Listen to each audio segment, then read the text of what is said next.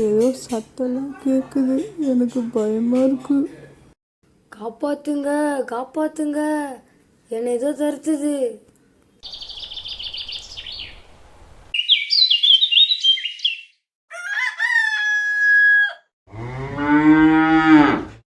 ஒரு அழகான கிராமத்தில் ரவி என்ற பழ வியாபாரி வாழ்ந்து வந்தார்.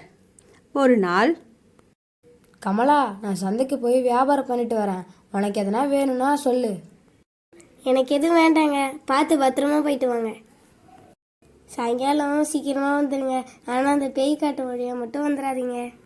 பேயெல்லாம் ஒன்றும் இல்லைம்மா, அதை போய் இந்த காலத்தில் நம்பிட்டு இருக்க. மணி 6 ஆயிடுச்சு, வீட்டுக்கு கிளம்புவோம். வியாபாரி வீட்டிற்கு புறப்பட்டார். 2 நாட்களுக்கு பிறகு, ஐயோ, இன்னைக்கு வியாபாரமே ஆகலையே. சரி, இன்னும் கொஞ்ச நேரம் இருந்து பார்ப்போம். மணி வேற 8 ஆயிடுச்சு, கமலா வேற நம்மளுக்காக காத்துட்டு இருப்பா. சரி, கிளம்புவோம். ஆஹா, மணி 8 ஆயிடுச்சு.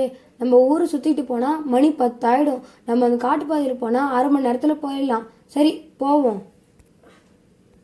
காட்டுப்பாதையை நோக்கி செல்கிறார் வியாபாரி. தம்பி, இந்த வழியா போகாதப்பா, இந்த காட்டுல பேய் நடமாட்டம் இருக்குன்னு சொல்றாங்க. பேயெல்லாம் ஒன்றும் இல்லைங்க, அப்படியே வந்தாலும் நான் பயப்பட மாட்டேன். அப்பொழுது ஒரு ஆக்ரோஷமான குரல் கேட்டது.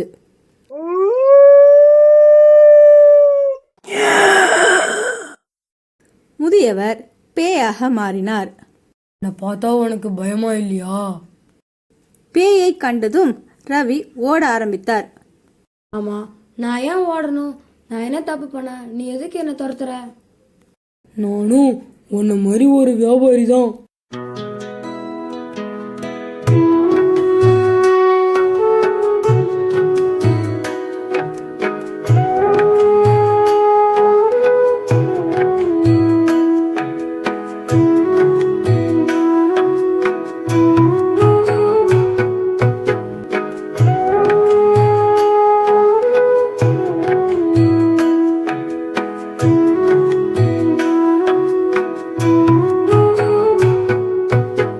ராம்லால் என்பவர் ஒரு நகை வியாபாரி. வியாபாரத்தை முடித்துவிட்டு காட்டுப்பாதையில் சென்றார். ஐயோ, ரொம்ப வெயிலா இருக்கு, கொஞ்சம் மரத்தடியில் நம்ம படுப்போம். அப்பொழுது 2 கொள்ளையர்கள் வந்தனர். அடிச்சுரா ஜாக் பட்டே, அந்த கிழவன்ட்ட நகை பணம் எல்லாம் இருக்குதுடா. அப்ப தூக்கிடுவோம். ஐயோ, என் நகை பணம் எல்லாம் போச்சு, தயவு செஞ்சு கொடுத்துருங்கப்பா, இல்லைன்னா நான் ஊர் மக்கள் கிட்ட சொல்லிடுவேன். இந்த கிழவன் வேணா சொல்ற போறேன்டா, வாடா அவனை போட்டுருவோம். ஐயோ அம்மா, எனக்கு காப்பாத்துங்க. ராம்லாலை கொன்றுவிட்டு திருடர்கள் 2 தப்பித்தனர். இதுதான் நடந்தது. அப்ப உங்களுக்கும் அந்த திருடங்களுக்கும் என்ன வித்தியாசம்? அப்ப நான் பண்ணது தப்புன்றியா? ஆமா, நீங்க பண்றது கண்டிப்பா தப்பு தான். நான் என்ன உங்ககிட்ட திருடன? எங்க தைரியத்தை நீங்க கொள்ளடிக்கிறீங்க.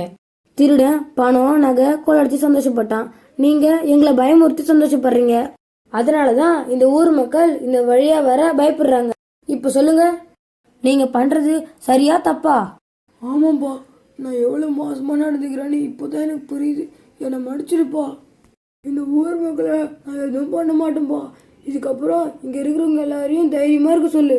அன்று முதல் ஊர் மக்கள் பயமின்றி வாழ்ந்தார்கள். மோரல்: ஒவ்வொரு மனிதனும் தைரியத்துடன் வாழ வேண்டும். ஒவ்வொரு மனிதனின் பயம்தான் பேய். பயத்தை தூக்கி போட்டுவிட்டு தைரியமாக வாழ வேண்டும்.